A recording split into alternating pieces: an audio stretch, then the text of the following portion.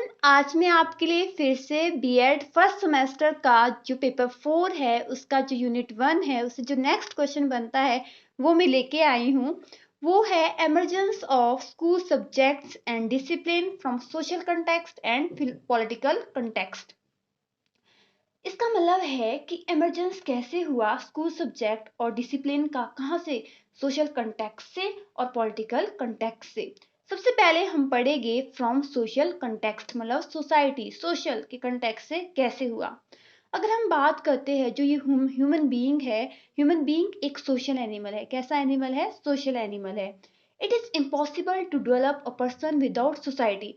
अगर मैं आपको बताऊं, जब एक बायोलॉजिकल, अगर हम क्या है, एक सबसे पहले जब हमारा जन्म होता है, एक हम इंडिविजुअल है, एक ऑर्गेनिज्म है, बायोलॉजिकल ऑर्गेनिज्म है।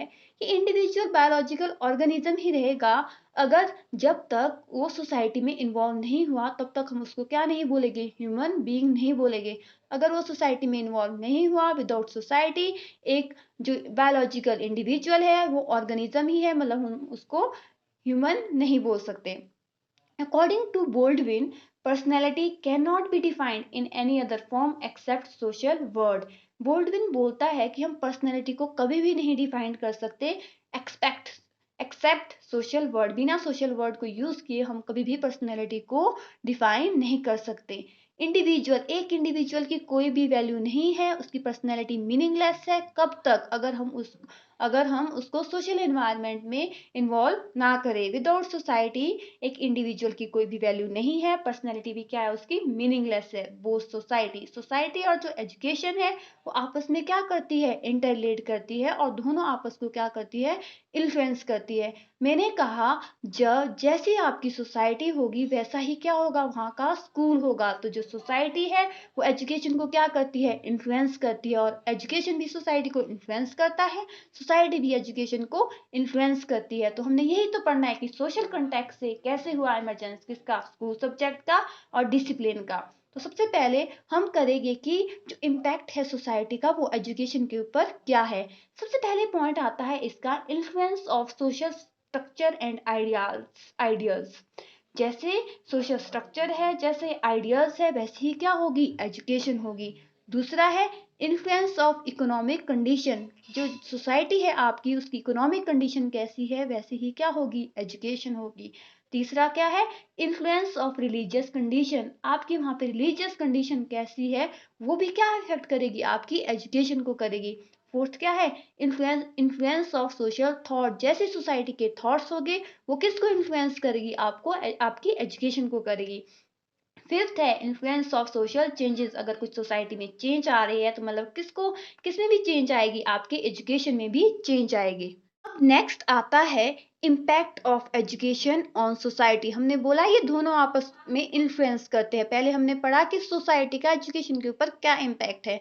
अब आता है impact of education on society. Education का भी सोसाइटी के ऊपर इम्पैक्ट है।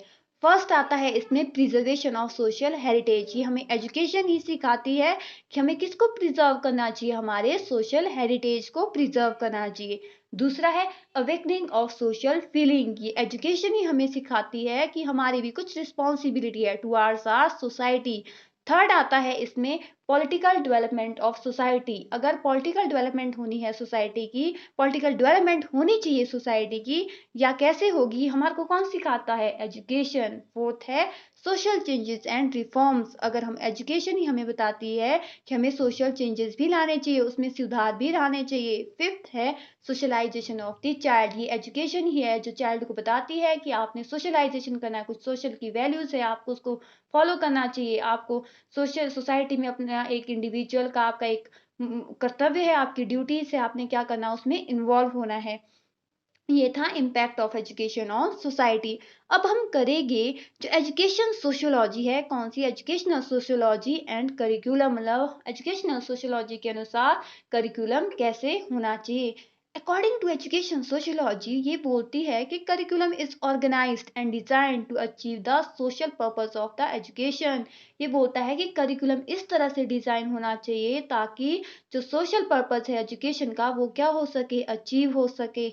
It is an effective instrument of social control. जो करिकुलम है वही एक इफेक्टिव इंस्ट्रूमेंट है सोसाइटी को कंट्रोल करने का या social control. Sociological principle should be kept in mind while या view while constructing the curriculum which are as follow. जब करिकुलम बनता है एजुकेशन का तब हमें सोसाइटी की नीड, सोसाइटी की जो सोसाइटी में लोग रह रहे हैं उसकी नीड क्या है उसको हमें देखना चाहिए, तभी हम क्या करेंगे, करिकुलम को बनाएंगे। फर्स्ट आता है इसमें जो करिकुलम है क्या क्या फॉलो करनी चाहिए उसको। फर्स्ट है it should be based on needs and activities of children as well as the society. वो किसके ऊपर बेस्ड होना चाहिए, नीड क्या है सोसाइटी की और एक्टिविटीज क्या है चिल्ड्रन की, उसकी नीड्स क्या है उसके ऊपर बेस्ड होना चाहिए। सेकेंड है it should reflect cultural and other higher values of the society. जो करिकुलम है आपका वो किसको रिफ्लेक्ट करे, जो सोसाइटी की कल्चरल वैल्यू क्या है, मॉरल वैल्यूज क्या है उसको क्या करे, वो रिफ्लेक्ट करे। थर्ड पॉइंट है इसका it should provide educational plan for the participation in the activities of society. ऐसा करिकुलम, ऐसा डिजाइन होना चाहिए, उसमें एजुकेशन प्लान ऐसे होने चाहिए ताकि बच्चा क्या करे, जो सोसाइटी में एक्टिविटीज है उसमें इन्वॉल्व करे। इट शुड बी फ्लेक्सिबल, ये कैसा होना चाहिए, लचीला, टाइम टू टाइम क्या होना चाहिए इसमें चेंज, ऐसे रिजिड नहीं होना चाहिए ताकि हम इसको चेंज नहीं करें। अगर सोसाइटी की कुछ नीड है, अगर बच्चे की कुछ नीड है उसके अनुसार ये क्या होना चाहिए, चेंज होना चाहिए। It should be revise from time to time according to the need of the society. वही फ्लेक्सिबल है तभी तो ये क्या हो रहा है, रिवाइज कर सके हम इसको time to time according to the needs of the society. It should develop creative outlook among student. ये कैसे डेवलप करे बच्चों के अंदर creative outlook. It should teach dignity of labour. It should emphasis professional and scientific subject. इसमें ऐसे subject होने चाहिए, ऐसे ज्यादा सब्जेक्ट पे एम्फोसिस होने चाहिए जो प्रोफेशनल हो सब्जेक्ट और साइंटिफिक सब्जेक्ट हो।